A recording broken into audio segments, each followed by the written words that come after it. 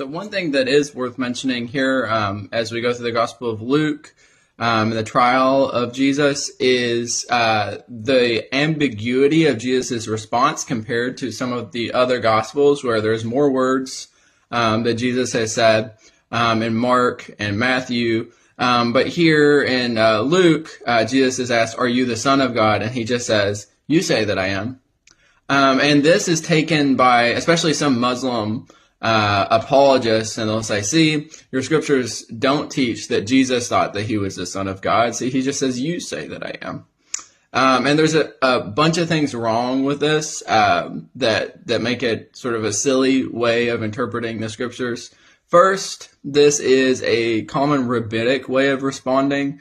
Jesus is putting the answer into the mouth of his opponent. So he's saying, "It is as you say," is basically like a modern way of sort of saying this. But it's a clever way of saying, hey, you're saying this, and then also affirming it.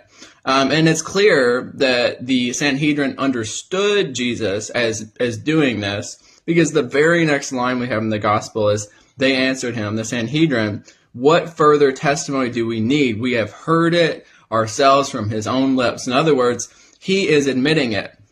And so the Sanhedrin very clearly took Jesus as saying, "Yes, I am the Son of God." And and it's very clear that was actually his answer, in spite of sort of the ambiguity of his words. The other major point is when you go to Matthew or you go to Mark, you do see, in fact, Jesus very clearly affirming it. There's other words that he said at this time that Luke doesn't cover that make it even more clear. In Mark, him very clearly saying, "I am." In both Mark and Matthew, him saying, "You're going to see the Son of Man standing on the clouds of heaven," and affirming that he, as the Son of Man, is going to be standing on the clouds of heaven, that he is that Son of God, that Son of Man figure, and him affirming that and adding these extra words.